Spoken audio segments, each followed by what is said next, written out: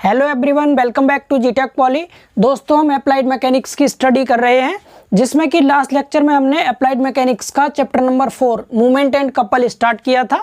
और आज ये मूवमेंट एंड कपल का सेकंड पार्ट है, जो कि अप्लाइड मैकेनिक्स का लेक्चर नंबर 14 है। इससे पहले हम 13 लेक्चर कंप्लीट कर चुके हैं। जिन्होंने भी पिछले लेक्चर्स को नहीं देखा है, चैनल पर अप्लाइड मैकेनिक्स के नाम से प्लेलिस्ट बनी हुई है, आप प्लेलिस्ट में जाकर के पिछली क्लासेस को देख सकते हैं।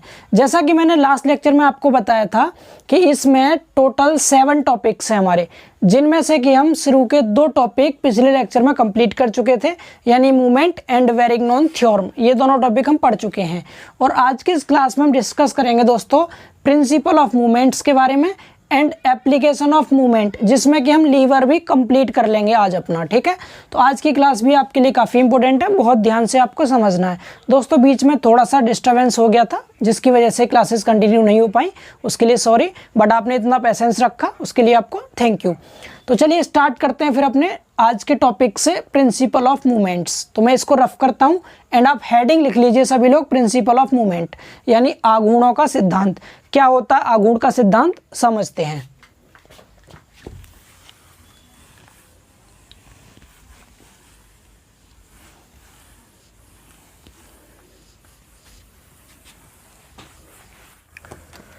हेडिंग लिख ली सभी ने, प्रिंसिपल ऑफ मूवमेंट्स। हेडिंग लिख लीजिए, principle of movements. Principle of movements, Hindi में हम इसको कहते हैं आघूर्णों का सिद्धांत। आघूर्णों का सिद्धांत। आप साथ साथ नोट्स बना लीजिए तो ज़्यादा अच्छा रहेगा, अदरवाइज़ अगर आप माइंड में भी याद रख सकते हैं तो बहुत अच्छी बात है। आघूर्णों का सिद्धांत बहुत अच्छे वे में समझेंगे, एकदम सिंपल सा प्रिंसिपल है मूवमेंट का, ये काफ़ी इजीली। सबसे पहले मैं आपको एक छोटा सा फॉर्मूले टाइप का पॉइंट लिखता हूँ, जिससे कि आपको याद हो जाए। इस पॉइंट को समझिएगा, सिग्मा m इक्वल टू 0, बस ख़त्म, प्रिंसिपल ऑफ मूवमेंट कंप्लीट। इतना सा है सिर्फ प्रिंसिपल ऑफ मूवमेंट। ठीक है, आप इसे याद रख लीजिए। अगर आप ये याद नहीं रख सकते तो और करके इस तरह याद रख लीजिएगा, sigma m clockwise, sigma m clockwise is equal to sigma m anti clockwise, sigma m anti clockwise. ये जो आपका प्रिंसिपल ऑफ मूवमेंट है ना, न्यूमेरिकल क्वेश्चंस में बहुत ज़्यादा यूज होगा, हालांकि एग्जाम में थ्योरी की फॉर्म में भी पूछा जाता है। ध्यान से समझेंगे इसको क्या होता है। ठीक है, इसे याद कर लीजिए या फिर इसे याद कर लीजिए, या दोनों को याद कर लीजिएगा। समझाते हैं कैसे, आपको रटना बिल्कुल नहीं है, मैं आपको जो भी लिखूंगा सामने एक एक पॉइंट समझाऊंगा, बिल्कुल टेंशन ना लें आप। पहले इसका मतलब समझे क्या है ये। मैं 3 तरह से आपको इसको डिफाइन करूंगा, ऐसे ऐसे और डायग्राम बना के, फिर थ्योरी की फॉर्म में भी, हर तरह से। मेनली बस आपको याद करा दूंगा कैसे भी करके। सिग्मा मतलब सभी जानते हैं क्या होता है, सिग्मा मीन्स होता है जोड़ना, यानी सम या ऐड। ठीक है, एम मतलब है हम मूवमेंट। तो आपको इतना तो समझ आ रहा होगा कि मूवमेंट जितने भी होंगे सबको जोड़ेंगे तो वो 0 हो जाना चाहिए प्रिंसिपल ऑफ मूवमेंट में। या यहाँ पर हम कह सकते हैं सिग्मा एम मतलब मूवमेंट का योगफल होता है। इधर मैंने क्लॉकवाइज लिखा है, इसका मतलब हो गया क्लॉकवाइज मूवमेंट का योगफल और एंटी क्लॉकवाइज मूवमेंट का योगफल। तो क्लॉकवाइज मूवमेंट का योगफल एंटी क्लॉकवाइज मूवमेंट के योगफल के बराबर होगा। या तो आप ये कह दीजिए कि सभी बलों के आघूर्णों का बीजगणितीय योग 0 होगा, या आप ये कह दीजिए कि सभी क्लॉकवाइज मूवमेंट का योगफल सभी एंटी क्लॉकवाइज मूवमेंट के योगफल के बराबर होगा। ये होता है प्रिंसिपल ऑफ मूवमेंट। अब इतना सा तो हमें लिखना नहीं है, हमें पूरा लिखना डिटेल में, जितना कि आपके बुक में दे रखा है। अब उसको समझने के लिए थोड़ा सा आपको ध्यान देना है इस साइड। ठीक है, डायग्राम से समझते हैं पहले, फिर मैं आपको थ्योरी भी समझा दूंगा। मैंने आपके सामने एक डायग्राम बनाया दोस्तों यहाँ पर। ठीक है, ये मैंने कोई एक छड़ ले ली, छड़ जानते हैं सभी, रॉड। ठीक है, इंग्लिश में आप रॉड कह सकते हैं, हिंदी में छड़ कह सकते हैं। ये मैंने कोई ए बी एक छड़ ले ली, इसके दोनों सिरे पर मैंने इस सिरे पे भी एक फोर्स लगाया, जिसको मैंने एफ कह दिया, और इस सिरे पे भी फोर्स लगाया, इसको भी मैंने एफ कह दिया। आप एफ बोल सकते हैं, आप डब्ल्यू बोल सकते हैं, एच यू विश, आप कुछ भी बोल सकते हैं। ठीक है, मैंने बिल्कुल बीचा बीच में एक पॉइंट लिया कोई सी पॉइंट से इधर की डिस्टेंस और इधर की डिस्टेंस दोनों तरफ की बराबर है। बराबर का मतलब मैंने सपोज इसको मान लिया, क्या माने बताइए आप, डी मान लो या एक्स बाई जो भी आपका मन करे मान सकते हैं। तो मैंने फिलहाल के लिए डी मान लिया, डी फॉर डिस्टेंस होता है, इधर भी डी, ठीक है, दोनों तरफ डी डिस्टेंस है, क्लियर ना। तो हमारे पास क्या है, कोई छड़ है ए बी सी जिसके दोनों सिरे पर एफ बल नीचे की ओर लगे हुए हैं और दोनों की दूरी सी पॉइंट से डी है, ठीक है। तो अगर मैं बात करूं इस बॉडी की, ए बी सी जो छड़ है ये अभी संतुलन में है। संतुलन में क्यों है, क्योंकि इधर भी एफ बल है, इधर भी एफ बल है, बराबर दूरी पर दोनों तरफ बल लगे हुए हैं।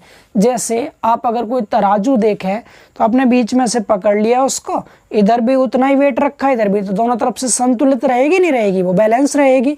तो उसी तरह से ये भी इक्विलिब्रियम में है अभी। तो यहाँ से ही हम अपनी डेफिनेशन को क्लियर करेंगे क्या, कि यदि कोई भी बॉडी मतलब पिंड, यदि कोई बॉडी संतुलन में है, इक्विलिब्रियम में है, अभी कैसा है ये संतुलन में है ना, हाँ, तो क्या कहेंगे, यदि कोई बॉडी या कोई पिंड संतुलन की अवस्था में है, इक्विलिब्रियम में है, तो उस पर कार्य करने वाले सभी बलों का, अब सभी बल आपके कैसे भी हो सकते हैं, वो समतलीय संगामी भी हो सकते हैं, समतलीय असंगामी भी हो सकते हैं। हालांकि असंगामी होंगे, अलग अलग पॉइंट पे लग रहे हैं, तो ठीक है। तो हम क्या बोलेंगे कि यदि कोई बॉडी, यदि कोई पिंड संतुलन की अवस्था में है तो उस पर कार्य करने वाले सभी बलों का किसी बिंदु के परितः आघूर्णों का बीजगणितीय योग शून्य होता है, ठीक है। ये क्या कहलाता है, आपका प्रिंसिपल ऑफ मूवमेंट कहलाता है, आघूर्ण का सिद्धांत कहलाता है। क्या बोला मैंने, यदि कोई पिंड या यदि किसी पिंड पर कार्य करने वाले सभी बल संतुलन की अवस्था में हैं तो उन सभी बलों का किसी बिंदु के परितः आघूर्ण का बीजगणितीय योग शून्य होगा।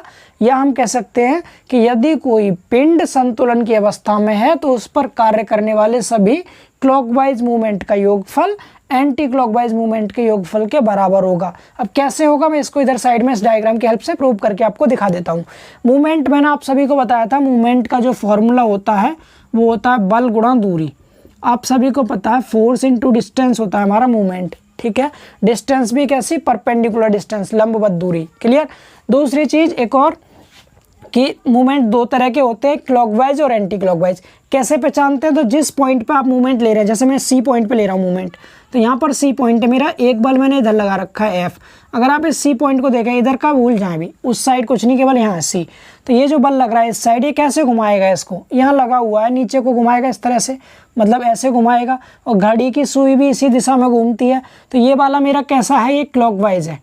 ये कैसा है दोस्तों, ये क्लॉकवाइज है, ठीक है। एफ जो क्लॉकवाइज मूवमेंट जनरेट करेगा ये। और वहीं अगर मैं बात करूँ इसके दूसरी साइड जो लग रहा है, इस सी के, यहाँ सी है, इधर जो लग रहा है ये वाला एफ बल, ये कैसे घुमाएगा, भूल जाओ, इधर कुछ नहीं है, सी पॉइंट है। तो अब ये इसको ऐसे है, नीचे की ओर घुमाएगा इस तरह से, मतलब ऐसे घुमाएगा। तो घड़ी की सुई की उल्टी दिशा में घुमा रहा है, मतलब ये एंटी क्लॉकवाइज है। एंटी क्लॉकवाइज ये कैसा है, एंटी क्लॉकवाइज मूवमेंट जनरेट करेगा। तो अब अगर मैं मूवमेंट की बात करूं तो यहाँ से मैं लिख सकता हूँ क्या, क्लॉकवाइज मूवमेंट एक तरफ ले लो, एंटी क्लॉकवाइज मूवमेंट एक तरफ ले लो। तो ये वाला क्लॉकवाइज है, तो मूवमेंट क्या होता है, बल गुणा दूरी। तो F into D clockwise movement हो गया, ठीक है। एंड एंटी क्लॉकवाइज मूवमेंट भी क्या होगा, एफ इंटू यहाँ तक की डिस्टेंस डी है ये भी, तो एफ इंटू डी। क्लॉकवाइज और एंटी क्लॉकवाइज दोनों बराबर होंगे, किस केस में, इक्विलिब्रियम में। अगर ये संतुलन में है बॉडी, अब ये संतुलन में है क्योंकि बल भी दोनों बराबर है, दूरी भी बराबर है, तो संतुलन में होगी। तो संतुलन के केस में clockwise movement anti clockwise movement के बराबर हो गया, ये कह सकते हैं हम।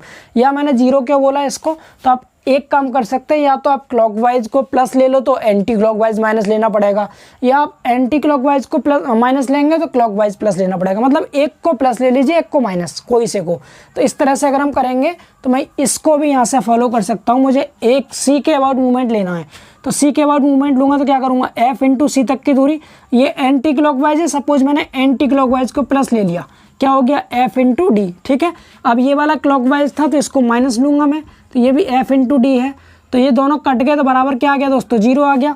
आएगा नहीं आएगा जीरो। तो बॉडी कैसी थी हमारी, संतुलन में थी, और सभी बलों का जो मूवमेंट का योगफल है वो क्या आ गया, शून्य आ गया। समझ आ रहा है सभी को। तो ये था हमारा प्रिंसिपल ऑफ मूवमेंट।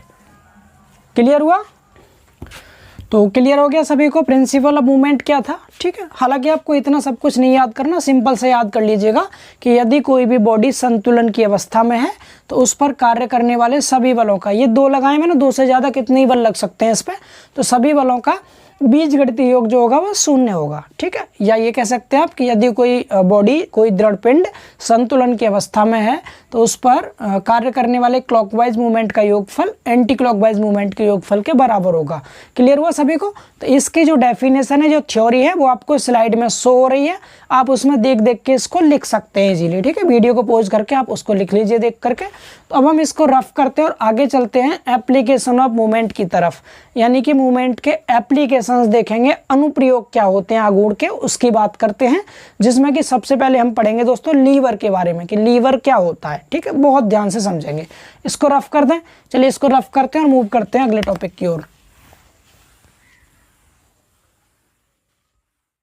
हेडिंग लिख लीजिए सभी, एप्लीकेशंस ऑफ मूवमेंट।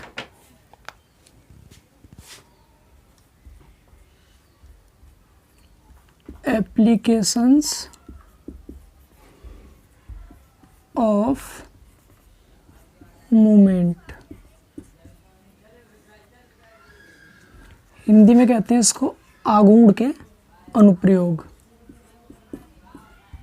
आघूर्ण के अनुप्रयोग। तो सबसे पहला एप्लीकेशन देखेंगे हम लीवर। First is liver. क्या होता है लीवर, ध्यान से समझना है आपको, काफ़ी अच्छे से, इजी है, इजीली समझ में आ जाएगा, ठीक है।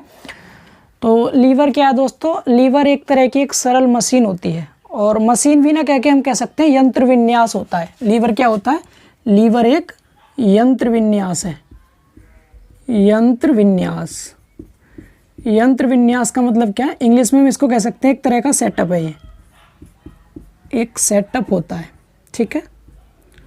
लीवर एक यंत्र विन्यास है जिसका प्रयोग किसी भी भार को उठाने के लिए किया जाता है। मतलब लीवर का जो हम यूज करेंगे दोस्तों, वो किसी लोड को उठाने के लिए करेंगे।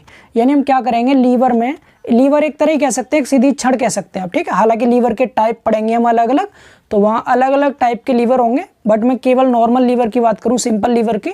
तो लीवर क्या होता है? लीवर एक यंत्र विन्यास होता है जिसका प्रयोग कम प्रयास लगाकर अधिक भार को उठाने में किया जाता है। और लीवर जो होता है ये आघूर्ण के सिद्धांत पर कार्य करता है। अच्छा, डायग्राम से समझते हैं, ठीक है, ज़्यादा अच्छे से क्लियर होगा। डायग्राम से आपको समझाता हूँ मैं।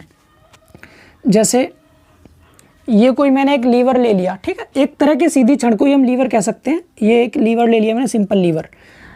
जो लीवर होता है दोस्तों, इस लीवर में एक आलम्ब होता है, ठीक है। आलम्ब किनारे पे भी हो सकता है, बीच में भी हो सकता है। तो मैंने यहाँ बीच में मान लिया। यहाँ पर क्या है, इसमें एक आलम्ब है।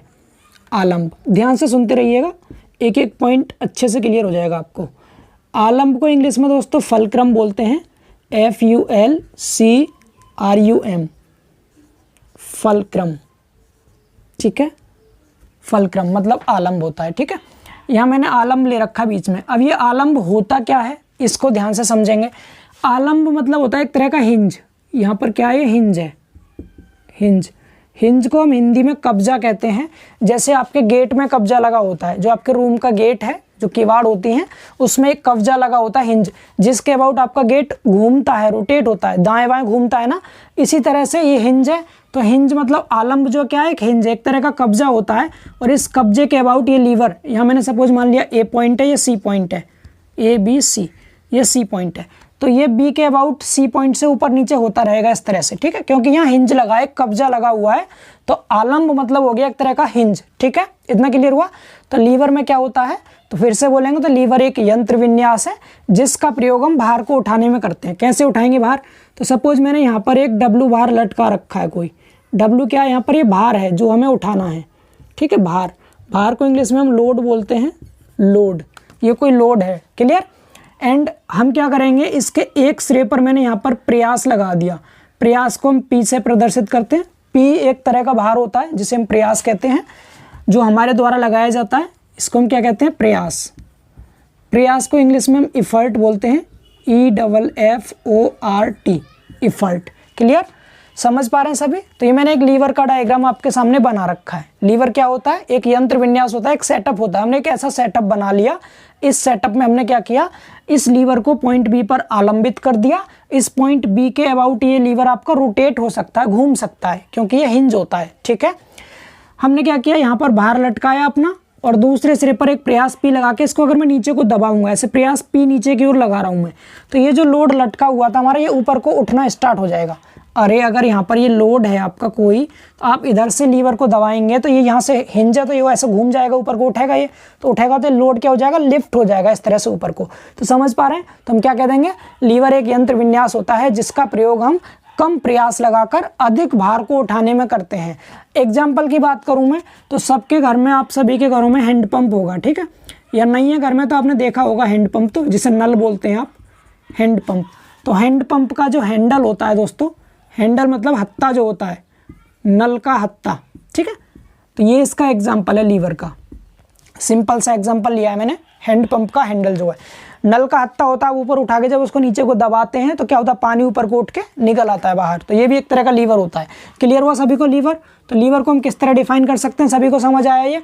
अब यहाँ पर थोड़ा सा और समझेंगे, क्या कि आलंब से यानी फलक्रम से और इफर्ट तक की जो दूरी होती है, आलंब से लेकर और प्रयास तक की दूरी, जिसको मैंने यहाँ पर स्मॉल ए से प्रदर्शित कर दिया सपोज।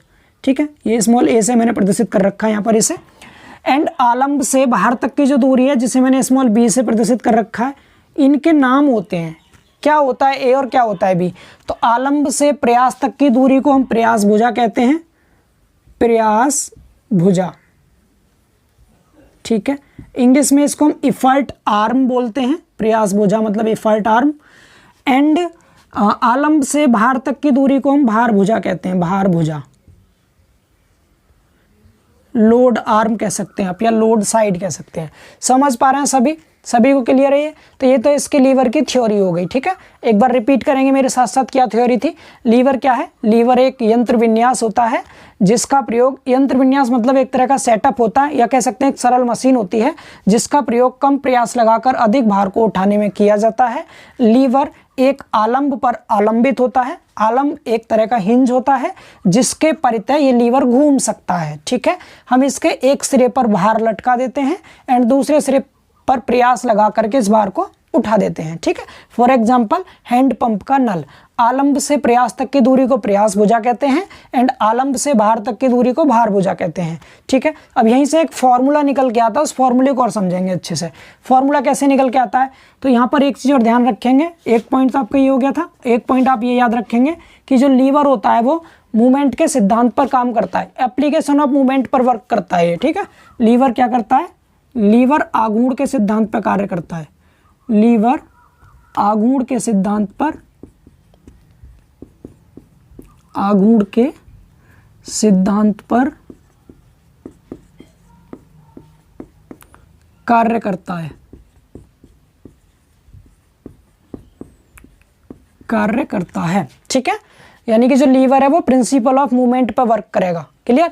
अब ये आघूर्ण का सिद्धांत क्या है, तो बिल्कुल अभी मैंने आपको बताया था क्या, कि या तो आप सिग्मा m बराबर 0 कह दीजिए, यानी किसी एक पॉइंट के अबाउट सभी आघूर्ण का बीजगणितीय योग 0 होता है, ये कह दीजिए। या फिर आप ये कह सकते हैं कि क्लॉकवाइज मूवमेंट का सम एंटी क्लॉकवाइज मूवमेंट के सम के इक्वल होता है, एंटी क्लॉकवाइज मूवमेंट के सम के इक्वल होता है, बताया था आपको। तो यहाँ पर हम क्लॉकवाइज मूवमेंट और एंटी क्लॉकवाइज मूवमेंट को बराबर रख देंगे। अब मैं बी के अबाउट मूवमेंट ले रहा हूँ, ये जो पॉइंट बी है, तो बी के अबाउट मूवमेंट क्या आएगा, एक तो क्लॉकवाइज होगा, एक anti clockwise, because B point बीच में था, यहाँ बी है, इधर पी लगा हुआ है और इधर आपका डब्लू लगा हुआ है, डब्लू। तो मैं एक साइड का, मैंने सपोज इधर का भूल जाओ अभी आप, तो कैसे घुमाएगा इसको, ये एंटी क्लॉकवाइज घुमाएगा। तो पी इंटू यहाँ तक की जो दूरी थी ये वाली ए, तो पी इंटू ए, ये तो एंटी क्लॉकवाइज मूवमेंट हो गया एक तरफ का, और क्लॉकवाइज मूवमेंट क्या है, डब्लू इंटू बी, यानी कि यहाँ से ये इसको क्लॉकवाइज घुमाएगा। जस्ट अभी जो बताया था सेम वही है। ठीक है, तो आघूर्ण ले लेंगे हम बी के अबाउट, तो क्लॉकवाइज तो कौन सा हो गया आपका, W into B, W into B तक की दूरी स्मॉल बी, तो डब्लू इंटू स्मॉल बी, एक तो ये हो गया। बराबर में एंटी क्लॉकवाइज कौन सा, पी इंटू बी तक की दूरी स्मॉल ए, पी इंटू स्मॉल ए। यहाँ तक समझ आ रहा है? इस पी को इधर ले जाओ, बी को इधर ले जाओ, तो क्या हो जाएगा, ये W upon P equal to A upon B. ये आपका एक फॉर्मूला निकल के आ गया। अब इस फॉर्मूले का नाम क्या होता है, तो ये सुन लीजिए ध्यान से। W को कहते हैं उठाया गया भार, P को कहते हैं लगाया गया प्रयास। तो उठाया गया भार अपॉन लगाए गए प्रयास, उठाया गया भार अपॉन लगाया गया प्रयास का जो अनुपात होता है इसको हम यांत्रिक लाभ कहते हैं। क्या कहते हैं? यांत्रिक लाभ। इधर का मैं मिटा रहा हूं, इसे इधर का मिटा रहा हूं, यहां आपको लिख देता हूं इसको, ठीक है। तो मैंने क्या लिखा? यांत्रिक लाभ, यांत्रिक लाभ। इंग्लिश में कहते हैं इसको मैकेनिकल एडवांटेज, मैकेनिकल एडवांटेज, ठीक है। शॉर्ट में इसको MA से प्रदर्शित करते हैं, M/A से। हालांकि मशीन वाले चैप्टर में भी आपको पढ़ाऊंगा मैं इसके बारे में। तो इसका फॉर्मूला निकल के क्या आ गया हमारा? W/P, W/P, या फिर हम इसको क्या कह सकते हैं? A/B, A/B, ठीक है। और यांत्रिक लाभ को ही हम लीवर लाभ भी कहते हैं, ये दूसरे नाम से भी आ सकता है, लीवर लाभ के नाम से। तो लीवर लाभ अगर आपसे पूछे तो जो यांत्रिक लाभ है उसी को हम लीवर लाभ भी कहते हैं, ठीक है। लीवर एडवांटेज क्या होता है, क्लियर ना? या लीवरेज भी कह देते हैं।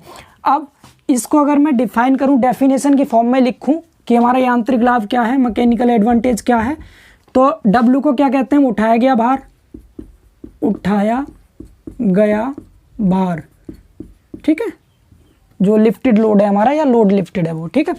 P क्या है? लगाया गया प्रयास, लगाया गया प्रयास, प्रयास, ठीक। यहां से आप डेफिनेशन दे सकते हैं। आपसे कोई कहे यांत्रिक लाभ क्या होता है, तो आप कह सकते हैं उठाए गए भार और लगाए गए प्रयास के अनुपात को हम यांत्रिक लाभ कहते हैं, ठीक है।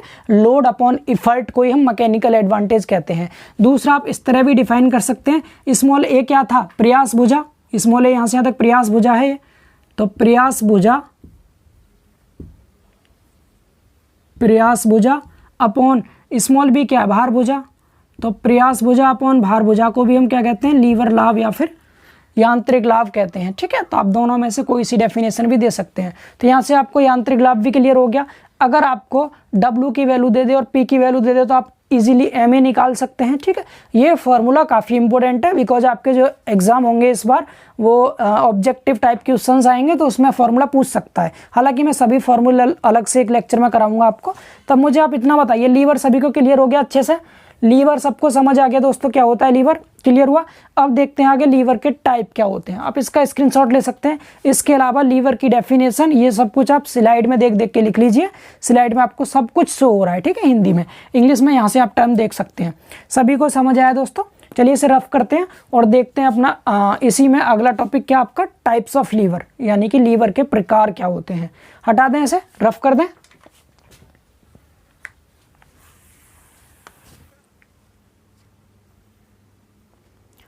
तो दोस्तों आगे बात करते हैं हम लीवर के टाइप्स के बारे में, यानी टाइप्स ऑफ लीवर, लीवर के प्रकार।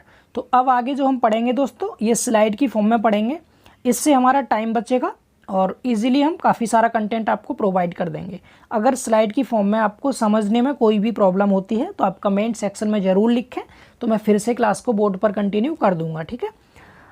इस क्लास का जो PDF है वो PDF भी आपको मैं प्रोवाइड कर दूंगा। PDF आपको डिस्क्रिप्शन में मिल जाएगा, वहाँ से लिंक ओपन करके डाउनलोड कर लीजिएगा आप। इसके अलावा व्हाट्सएप पर भी मैं सेंड कर दूंगा इस क्लास का PDF, क्लियर। तो देखिए अगर बात करें हम टाइप्स ऑफ लीवर की, तो लीवर मेनली 3 टाइप के होते हैं। पहला होता है सरल लीवर, दूसरा होता है वेल क्रैंक लीवर, तीसरा होता है यौगिक लीवर। सरल लीवर को इंग्लिश में सिंपल लीवर बोलते हैं, वेल क्रैंक लीवर को इंग्लिश में वेल क्रैंक लीवर ही बोलते हैं, और यौगिक लीवर को कंपाउंड लीवर कहते हैं, ठीक है। तो ये तीनों की इंग्लिश में हेडिंग आपको आगे मिल जाएगी। हेडिंग इंग्लिश एंड हिंदी दोनों लैंग्वेज में है। तो सबसे पहले पहली हेडिंग लिख लीजिए सभी, सरल लीवर यानी सिंपल लीवर। तो जानते हैं सरल लीवर के बारे में, ठीक है। ध्यान से समझिएगा, इजीली आपको समझ में आ जाएगा। जो मैंने आपको बोर्ड पे समझाया था बस उसी को ध्यान में रखते हुए आपको समझते चलना है, ठीक है। तो आपको समझने में कोई भी प्रॉब्लम नहीं होगी, क्लियर। तो सबसे पहली हेडिंग लिख लीजिए सरल लीवर यानी सिंपल लीवर। क्या होता है सिंपल लीवर? अभी मैंने आपको लीवर के बारे में जो कुछ पढ़ाया था समझो वो सब सरल लीवर के बारे में ही था। सरल लीवर वह होती है जिसमें, सरल लीवर वह होती है जिसमें एक आलंब, एक भार भुजा तथा एक प्रयास भुजा हो। यानी क्या क्या होता है इसमें? आलंब होता है, भार भुजा होती है, प्रयास भुजा होती है। और इस प्रकार के लीवर से हम कम बल लगाकर, यहाँ कम बल की जगह कम प्रयास भी लिख सकते हैं आप, कम प्रयास लगाकर अधिक भार को उठा सकते हैं, यानी कि सरल लीवर की सहायता से कम बल लगाकर अधिक भार को उठाया जा सकता है। अब इसे निम्न 3 प्रकार से वर्गीकृत किया गया है। मतलब जो आपका सरल लीवर होता है दोस्तों, इतना तो क्लियर हो गया सरल लीवर किसे कहते हैं, जिसमें एक आलंब हो, एक भार भुजा हो, एक प्रयास भुजा हो। ठीक है, मैंने आपको डायग्राम में समझाया था, मैं आपको एक बार फिर से डायग्राम में समझा दे रहा हूँ क्या क्या होता है लीवर में। तो लीवर में मेनली 3 ही चीज़ होती हैं। एक तो आलंब होता है जो कि बीच में यहाँ पर हिंज होता है, जिसके अबाउट ये रोटेट हो सकता है, घूम सकता है। और आलंब से प्रयास तक की जो दूरी होती है उसको प्रयास भुजा कहते हैं, एंड आलंब से भार तक की जो दूरी होती है उसे भार भुजा कहते हैं। तो मेनली 3 चीज़ें हैं इसमें, आलंब होता है, प्रयास भुजा होती है, एंड भार भुजा होती है। क्लियर हुआ? तो ये तो सरल लीवर था। ठीक है, इस सरल लीवर की सहायता से हम कम प्रयास लगा करके और अधिक भार को उठा सकते हैं। इतना लिख देंगे आप इजीली सरल लीवर के बारे में। अब सरल लीवर के भी दोस्तों 3 ग्रुप होते हैं, यानी 3 वर्गों में इसको बांटा गया है। सबसे पहला प्रथम वर्ग होता है। अब देखिए वर्ग में कैसे बांटा है इसको, तो बिल्कुल सिंपल है समझना। बस मैंने जो आपको 3 चीज़ बताई हैं कि सरल लीवर में 3 चीज़ होती हैं। क्या क्या होता है? आलंब होता है, भार भुजा होती है और प्रयास भुजा होती है। तो यहाँ पर क्या होगा दोस्तों, तीनों चीज़ आलंब, प्रयास और भार, इन तीनों के स्थान को बदलते जाएंगे और इसके अलग अलग वर्ग बना देंगे, अलग अलग ग्रुप बना देंगे। अलग अलग ग्रुप से मतलब क्या है, जैसे अगर मैं आपको पहला प्रथम वर्ग समझाऊं तो यहाँ देखिए प्रथम वर्ग क्या होता है। तो ऐसा होता है प्रथम वर्ग जिसमें क्या होगा, जो आलंब होता है दोस्तों वो आलंब, प्रयास और भार के बीच में होता है। अगर आलंब को ध्यान से देखा, आलंब यहाँ बीच में है, प्रयास और भार किनारे पे है, तो क्या कह देंगे, इसमें आलंब, भार तथा प्रयास के बीच में होता है। फॉर एग्जाम्पल तराजू, तराजू सभी ने देखी है। तराजू में क्या होता है, बीच में आलंब होता है जिसे आप हाथ से पकड़ते हैं और दोनों तरफ तराजू के पल्ले होते हैं। एक तरफ प्रयास कह सकते हैं आप, दूसरी तरफ क्या कह सकते हैं, उसको भार कह सकते हैं। तो फॉर एग्जाम्पल तराजू कह सकते हैं, जो कि प्रथम वर्ग में आता है लीवर के। ठीक है, सभी को क्लियर हुआ?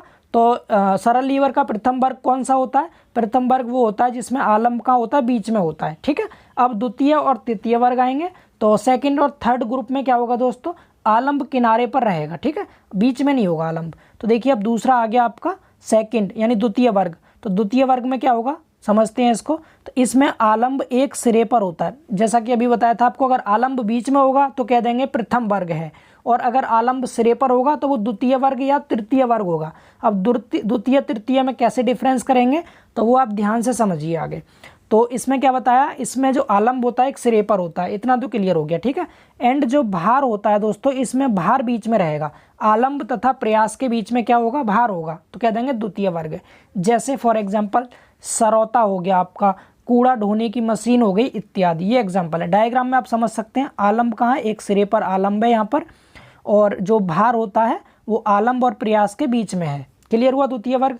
ऐसे तृतीय वर्ग। अब तृतीय आप खुद से बता सकते हैं, कैसे बताएंगे खुद से, तो आलंब तो सिरे पर ही होगा, लेकिन इस बार प्रयास बीच में रहेगा। पहले में क्या था, प्रथम वर्ग में तो आलंब बीच में था, द्वितीय वर्ग में क्या है, भार बीच में है, और तृतीय वर्ग में क्या होगा, प्रयास बीच में हो जाएगा। सिंपल ना, इजीली समझ आ रहा है सभी को। तो देख लीजिए आप तीसरे में यही लिखा हुआ है आपके सामने कि आलंब तो सिरे पर ही रहेगा इसमें भी, लेकिन इसमें प्रयास जो होगा वो आलंब और भार के बीच में हो जाएगा। जैसे फॉर एग्जाम्पल चिमटा हो गया, चिमटा, या सड़ासी हो गई। ठीक है, सड़ासी देखी होगी आपने, लोहार के पास रहती है, किसान भाइयों के पास भी होती है ऑब्वियसली। तो ये 3 वर्ग थे, तीनों याद रखेंगे आप इजीली। तीनों समझ आ गए सभी को, सिंपल लीवर के तीनों वर्ग। पहले तो सिंपल लीवर को एक साथ ऑरली मेरे साथ साथ बोलेंगे। सिंपल लीवर क्या होता है, सिंपल लीवर वह लीवर होता है जिसमें एक आलंब होता है, एक प्रयास भुजा होती है, एक भार भुजा होती है, और इस प्रकार के लीवर की सहायता से कम प्रयास लगाकर अधिक भार को उठाया जा सकता है। पहली चीज ये तो सिंपल लीवर हो गया। सिंपल लीवर के भी 3 अलग अलग वर्ग बनाए गए हैं। पहले वर्ग में क्या होगा, आलंब बीच में रहता है, प्रयास और भार किनारे पर होते हैं। ठीक है, दूसरे में क्या होगा, दूसरे में भार बीच में होता है, आलंब सिरे पर होगा और प्रयास भी सिरे पर रहता है। ठीक है, और तीसरे में प्रयास बीच में होता है। तो इजीली याद रखिएगा, पहले में आलंब बीच में, दूसरे में भार बीच में, तीसरे में प्रयास बीच में। ठीक है, आलंब, भार, प्रयास याद रहेगा ना, AWP करके याद रख सकते हैं आप। A फॉर आलंब हो गया, या फलक्रम को F कह सकते हैं आप। ठीक है, आलंब हो गया पहले में, प्रथम में आलंब रहता है बीच में, द्वितीय में लोड रहेगा बीच में यानी भार W, और तीसरे में प्रयास रहेगा। तो AWP करके याद रख सकते हैं आप तीनों को। ठीक है, याद हो गया। चलिए अब आगे बात करते हैं सेकंड टाइप की। तो ये फर्स्ट टाइप था हमारा, पहला टाइप सभी को समझ आया दोस्तों, सरल लीवर क्या है। अब देखिए बात करते हैं दूसरे टाइप की, सेकंड टाइप।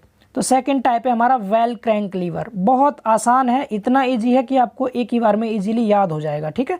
तो देखिए क्या होता है सरल वेल क्रैंक लीवर, इंग्लिश में वेल क्रैंक लीवर ही कहते हैं, मैंने आपको बताया था। तो सभी हेडिंग लिख लीजिएगा वेल क्रैंक लीवर, ठीक है, हेडिंग सभी ने लिख ली वेल क्रैंक लीवर। तो वेल क्रैंक लीवर में क्या होगा दोस्तों, इसमें दो भुजाएं आपस में किसी कोण पे जुड़ी होती हैं, ठीक है, मतलब दो साइड होंगी इसकी, जैसे इस तरह से एक साइड, इस तरह से एक साइड। बट ध्यान ये रखना है इसमें दोनों साइड जो होंगी एक छोटी होगी एक बड़ी, मतलब जैसे अगर ये वाली साइड इसकी बड़ी है तो दूसरी वाली साइड क्या होगी इसकी छोटी होगी, इस तरह से, ठीक है। मैं डायग्राम दिखाऊंगा अभी आपको, डोंट वरी।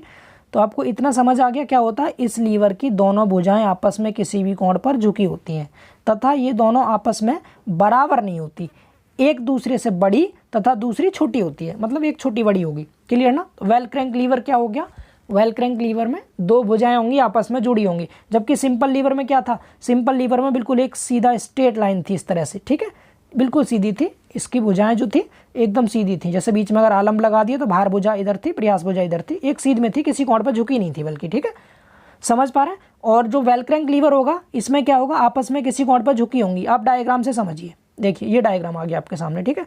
हालांकि इस डायग्राम में लगभग बराबर दिखा रखी हैं दोनों भुजाएं, लेकिन ऐसा नहीं होता है, एक छोटी होती है एक बड़ी होती है, ठीक है। तो इसमें क्या हो गया, यहाँ बीच में आलम्ब हो गया, ये वाला यहाँ पर आलम्ब है जो पिन कर रखा है, ठीक है, समझ आ रहा है। बीच में क्या है, इसका आलम्ब है वेल क्रैंक लीवर का यहाँ पर। इसके बाद एक भुजा इसकी इधर है, ये प्रयास भुजा है जो बड़ी दिखा रखी है थोड़ी, और ये वाली भार भुजा है जो छोटी दिखा रखी है। इधर को प्रयास पी लगा रखा है, इस पर बाहर डब्लू लटका रखा है। यहाँ से जब इसको खींचते हैं तो आलम्ब के थ्रू ये वेट ऊपर को उठ जाता है, ठीक है। तो इजीली आपको दिखाई दे रहा होगा, समझ आ रहा होगा कि ये वाली भुजा हो गई बड़ी भुजा, ये छोटी हो गई, और दोनों किसी कोण पर झुकी हुई हैं आपस में।